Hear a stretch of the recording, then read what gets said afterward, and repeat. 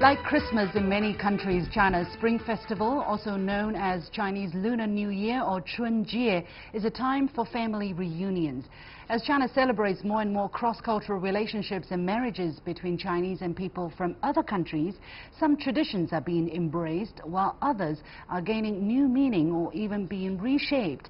How do these cross-cultural couples customize the traditional Chinese holiday for their lives? Which traditions are the most surprising to newcomers? What kind of holiday fusion is unfolding? Today, I'm very happy to have three so-called WAM-BAMers, WAM standing for WWAM, Western Women, Asian Men, here in the studio to hear about their experiences with celebrating Chinese Spring Festival and how the shared values toward love and family have been reflected in the daily lives of a cross-cultural relationship. Welcome to this very special Spring Festival edition of The Point and Opinion Show, coming to you from Beijing. I'm Li Xin.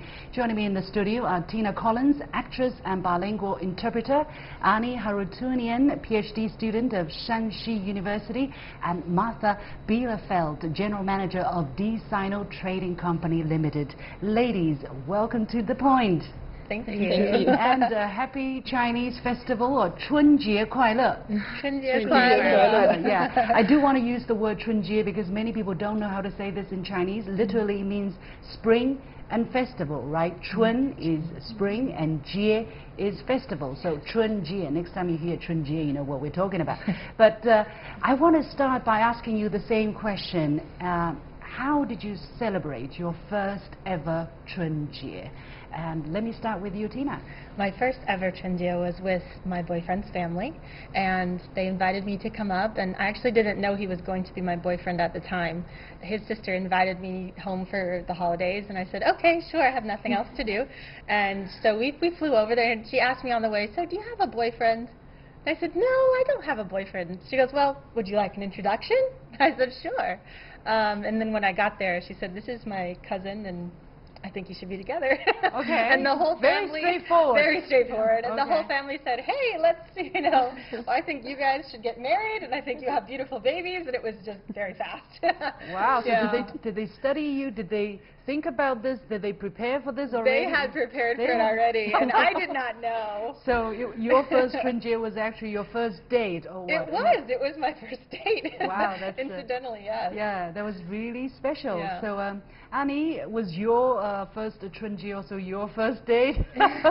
No, my first Chunjie was very boring. Sorry for saying that, but I hadn't any Chinese friends with me at that time, so I thought like, why Chinese Spring Festival is so empty? Because in Taiyuan City there was nobody, none of my friends. And after the second year, I went to another country. But what did you do? What did you do the first, if you had nothing to do?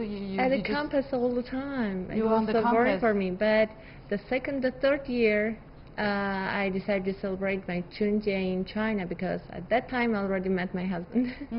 So the third Chunjie was different. Yeah, By the way, you come from different. Armenia. Yeah. Do you have some kind of big Chunjie as well in your country? What would people do? We have our New Year's festival, and we all get together and celebrate it, like make a big party with delicious food.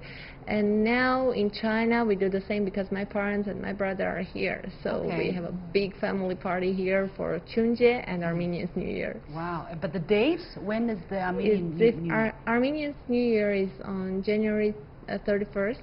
January 31st. Every year, is it the same? Yeah, the same. Oh, wow. So that's interesting. Yeah. Never heard about that. I learned something today. So, Martha, what was your first Chunjie? Tell us about that. Actually, my first Chunjie was in Germany, where I met my then boyfriend, now husband, and he took me to a Chinese New Year's party. Yeah, there were lots of other Chinese. We were the only.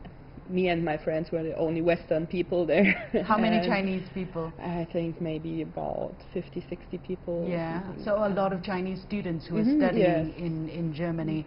How did you feel? Did you feel, wow, everything's so different, or what are they doing? What was your feeling there? Actually, I think it was great. we're just celebrating, partying. So maybe not really a traditional Chinese New Year. Not a traditional Chinese? No. What was the difference? Because here in China, it's all about family, and most of the time you're just together with your parents or parents-in-law for me, and there it was just friends. And yeah, over the years, you've all spent about 7 or 8 years in China. What is it now? What do you do now on a normal Chunjie holiday, Tina? Oh, I look so forward to seeing everyone again, because throughout the year we don't get to see each other very much because they're all the way up in Dongbei and I'm in Beijing. So I spend a lot of time working and I'm busy traveling a lot, so I don't usually get to see everyone. But I just look forward to that feeling of family when everyone's sitting around the table and you have so much food and you're like, how are we going to eat all of this? And just we like to bao jiaozi, and then we put money inside. And so we have Chinese big dumpling. we have a Chinese dumpling, and they have like tiny money on the inside, and then whoever gets like the the money they bite into, they get lucky money. So I get really excited about that. That's a really fun tradition, I think. Have I guess a similar experience for all of you. Have you tried to bring something into the Spring Festival? I mean, you all come from different culture, I guess. I don't know. Annie, have you brought a little bit of Armenian culture to the Chinese family? And actually, I wanted, and I did, and I'm very happy that now my family, I call them my family, they can accept it. Because before they just get together and eat, make dumplings. Now we eat dumplings and dance. Okay. Like, wow, and that's the like Armenian tradition. Yeah, we dance during the New Year. It means it brings us the happy days for the New Year's. And my parents-in-law and their family, they accept it and they like it. I find that very rare, right? I mean, the Chinese in-laws or the Chinese family, we are not, the most Han, for instance, we're not so musical in our families, right? We eat, we play mahjong, maybe. But to dance, to get up and dance, what music do you make them dance to? Armenian music. Armenian music. We get together and we just use our hands to dance beautifully, and they love it because it can make the party more happier. Sure. Wow, that's really amazing. And do they also dress up a little bit? I don't know. Yeah, that's the thing that I will never would like to change in their tradition. We all wear red clothes, and I think it looks very beautiful. So that's like Chinese and Armenian mix.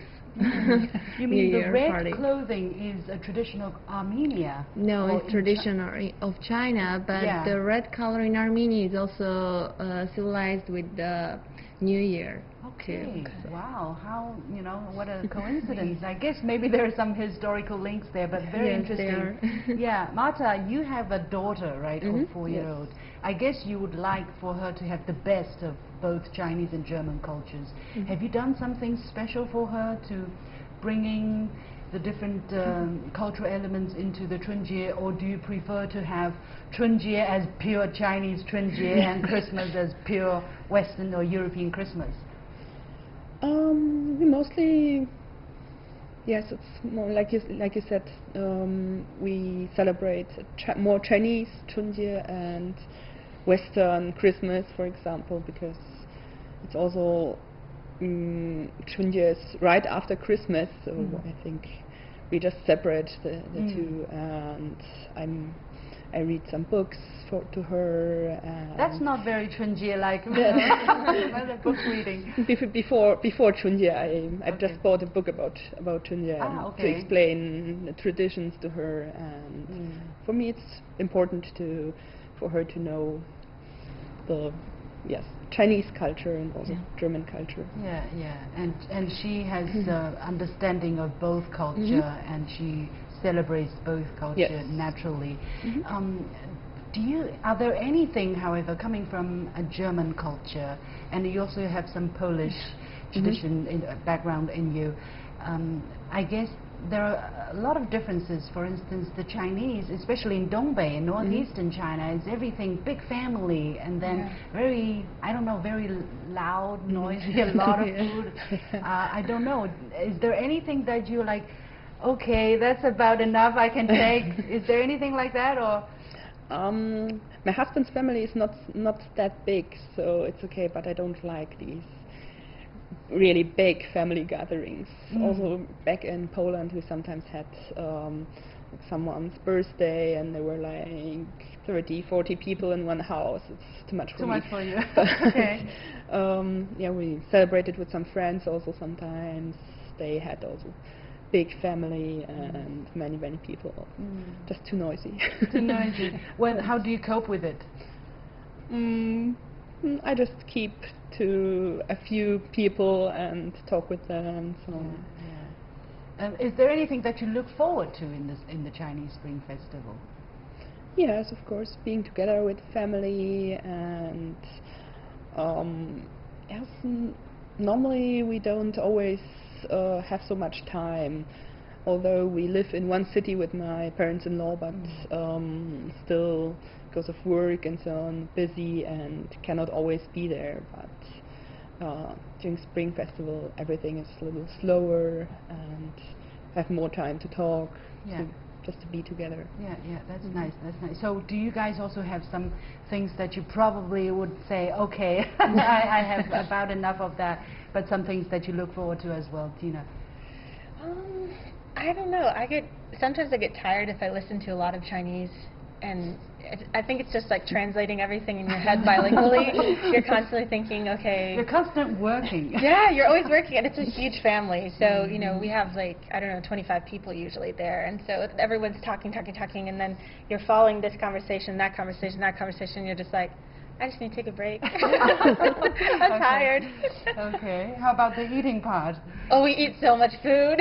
Every year we eat so much food. And so this year I said, listen, we have to work out at least every other day. We can't just sit here and eat. Because I just did Christmas in America. So if I do Christmas in America and I eat so much there, and then I come here and I eat so much here, it's just 3 months straight of eating like holiday. But can you not eat? Can you say, no, I really can, or do you feel like, you know, as it's so yummy. I want to eat it because it's so good. Yeah, they do a really good job cooking. Yeah. Annie, and is there anything that you would rather not have? I think each culture has a long story, like a long history background. So I never tried to change anything. I just wanted to add something in it. So that's why my family and my husband's family, we can get together in each holiday and spend a wonderful time together. Yeah. Is that also the kind of attitude that's necessary if you are in a cross-cultural relationship? There's the kind of tolerance, you need to have the kind of ability to keep to yourself what you feel you can cope with, but still being able to be part of the big picture that is new to you. What do you say, Tina? Well, I studied for about 20 years before I came here. So I was Chinese culture and language and being with Chinese people in America. So I knew coming into it that I love China, and I love Chinese culture, I love Chinese food. I love Chinese traditions, and so I already was very much invested in the culture part of it. So I knew that family culture is a big point of, you know, understanding Chinese language. So I usually went with families and friends and hung out with a lot of people before I came to China, and it's helped me enormously to like blend into their family. But they're also very welcoming to me, so I really appreciate that about them. Big Dongbei family. Yeah. Okay. We're going to take a very short break, and when we come back, I'm going to ask Tina, Annie, and Martha to tell some more stories to back up what they have said so far. Stay tuned to The Point. Welcome back to a special edition of The Point on cross-cultural relationships and marriages, and I'm talking to three wham-bammers, meaning white women with Asian men, and they all have very interesting stories. I don't like to put a tab on people normally, but it seems that here we do need, because there are some things that we do share in common. By the way, I'm the opposite of a wham. I'm married to a foreigner, so I also sympathize or empathize with you on a lot of the things that you said. But you were talking about being very much engulfed already with the Chinese culture. However, is there any moments where you say, oh, you know, it's very difficult, I really can't do this, or you have to make an effort to be able to really cope with the situation? I think drinking and smoking is kind of a hard thing for me. You know, in America it's considered very rude to smoke in front of, especially a pregnant woman or a woman with children. And so that's been a hard thing, because I want to say, no, we can't do that, but it's their house too. So what do you do then? Do you just accept it, or do you try to talk to them? Or they know. They know what. The first day I came in and I said, the baby's here. Why are we smoking? We should not be smoking. And they were quite embarrassed, and it was a very cross-cultural sort of point where I just slammed into a cultural like sensitivity issue between America and China. And but I said, this is a health issue. This is, you know, I feel like I really need to share this with you guys, that it's a health issue. And do you think they're budging a little bit after? Well, sometimes. Sometimes. Okay. Yeah. Bit the by older bit. men a little bit harder than the women. All don't like it anyway. Yeah. They've all come to me later and said, you know, we don't like it either. But they don't say it in front of the men. But they won't say it in front of the men. Yeah. Annie, any stories? Any similar situation? Yeah, we had a similar situation, but we have a solution is when my son says like, it's not good for your health when you smoke. He just says that, 叔叔，抽烟不健康. Yeah. And what does the uncle say? And they like, okay. Because I can't say that. I already feel that I can't say that. But my son can say that. And he said that because at our house, once he asked me why my husband doesn't smoke at home, and I say it's not good to smoke. It's very bad for your health. So when you see daddy smoking, just say, daddy is bad for your health. And he says to every shushu. Okay, so like that you kind of use your son. No. I don't want to use him. I just educate him that it's not good for his health. So. He himself automatically has that awareness, so he would go in and talk to people. But that's also a clever way to kind of, you know, not to go straight into the sensitivity, but because children, right, a softer approach. Martha, any sensitivity point in your life?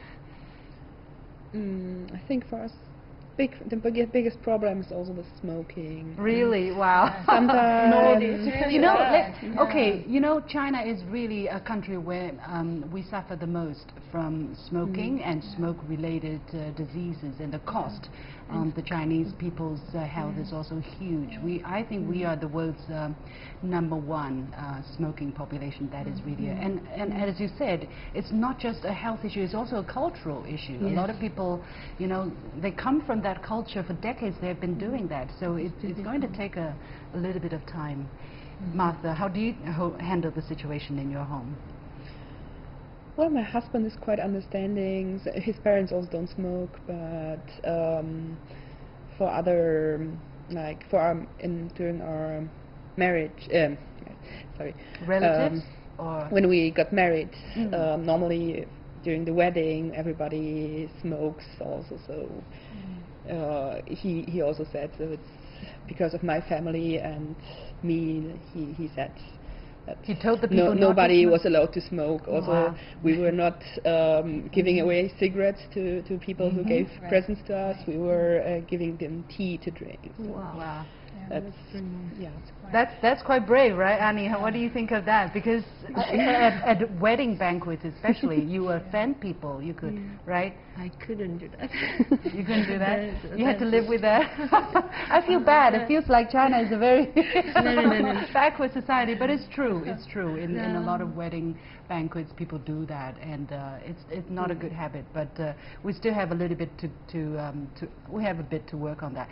Would you compare your Asian man to men from your own culture? Have you ever thought about that? That why are you attracted to this particular guy from Asia? Why not, you know, an American or an Armenian or a German?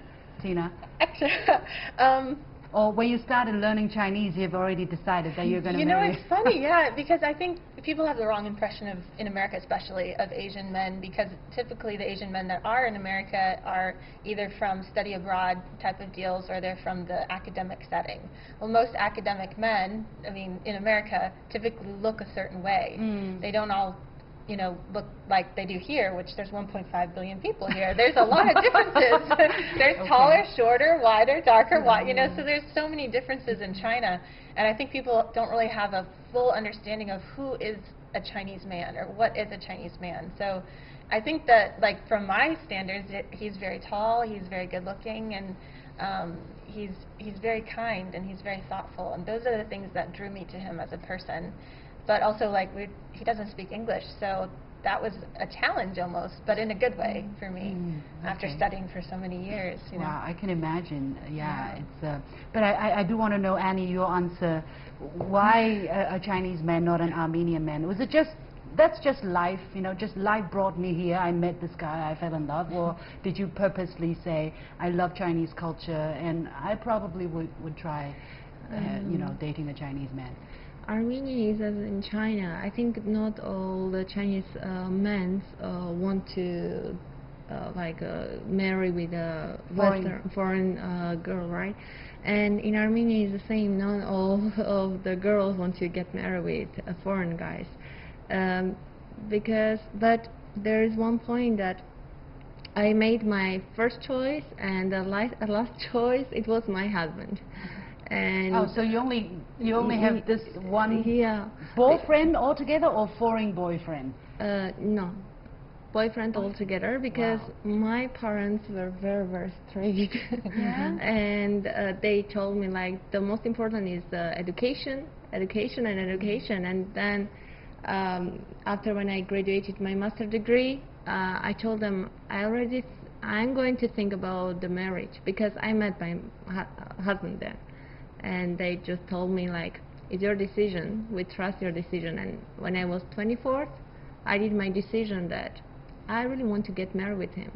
So it doesn't matter whether he's Asian or Chinese or anything, it's the person. Yes, because I think in Armenia we have many families, and each family has their own culture, and people are different. So in China it's the same. I got married not a Chinese guy. I got married to Zhang Liang. Yeah, to that particular man. Yeah, Martha, when you decided to go date your husband and get married to him, did you have to struggle a little bit? Did you meet with resistance or some objection from your parents? How did you do that? There was not really any resistance. My parents were just not very happy for me to move to China, but they didn't have anything against my boyfriend. Also, was it a natural choice for me to get married to your husband, or did you want it to be adventurous, let's say? I didn't look for I was not looking for a boyfriend when I met my now husband. It was just love at first sight. So I don't know why I chose him, but yeah, we just fell in love. Just clicked, right? Yeah. The chemistry, whatever.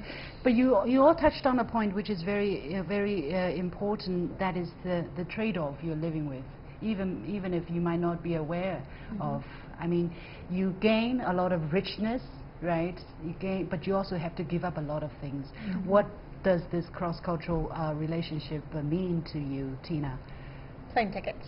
Plane tickets. A lot of plane tickets. And maybe it used to be phone bills as well, but not anymore. Exactly. Yeah, plane tickets and moving and trying to figure out which country to settle down in, especially if we have children and when we have children. That's going to be a huge consideration, because my family has 4 babies right now, and they're only 2 years old and just born. Both my brothers had 2 kids at the same exact time, twice, in 2 years. So they'll be expecting you? They'll be expecting us to, to at least bring him back and have family life there as well as family life in China. How are you going to decide here or there? It's so hard, because I love Beijing as well, and it'd be very hard for me to leave even at this point, because I've settled down here. This is my family, this is my life. Yeah, difficult choices. Annie? it was very difficult for me too, because I had my family there. But now it's not so difficult for me to live here, because I have my family here, and now my family is bigger. So I'm thankful to my husband, because he did it for me. He accepts many things. Actually, if you come to my house, you feel like you're in Little Armenia. Wow. And he accepted it for me, and I feel like I'm very happy. Yeah, so he's very considerate. He brings your culture to you here in China. Wow. Last question, really. I think for a lot of people who don't really have any idea about China, who have never been here, what do you think is the biggest stereotype you want to break when you are talking about your life here in China, either about yourself or about Chinese men or about Chinese people in general? What is the biggest thing you feel you need to explain when you go back to your home country and talk about your life here in China? Yeah, would you want to think, have you thought about that, or it doesn't bother you at all? Martha? I haven't thought about it. Yeah, is there anything that you feel that you have found yourself explaining all the time when you are talking to your German friends?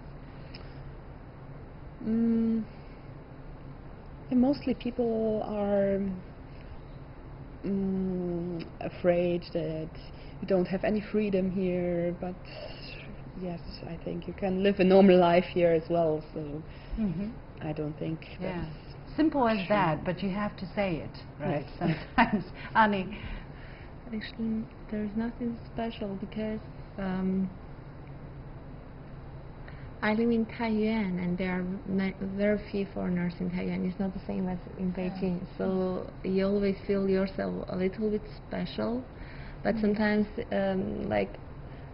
because I have also a Chinese family, so I don't like to be special in Taiyuan. So that's the main thing that I would like people change around me. They To accept treat me you as a Chinese? Yes, to treat me as Annie, not a foreigner. You think you can do that? You think you can finally reach that goal? I'm working on my Chinese now for that goal. Bravo, bravo. Tina? Back in the States, they always ask me, do you climb the Great Wall every day? Like, no. Okay, well, that's an easy one. That's very easy. Okay, we're really running out of time. In one sentence, what do you plan to do to keep your relationship functioning? Annie, you already said learning Chinese, right? Learning Chinese and just try to be happy.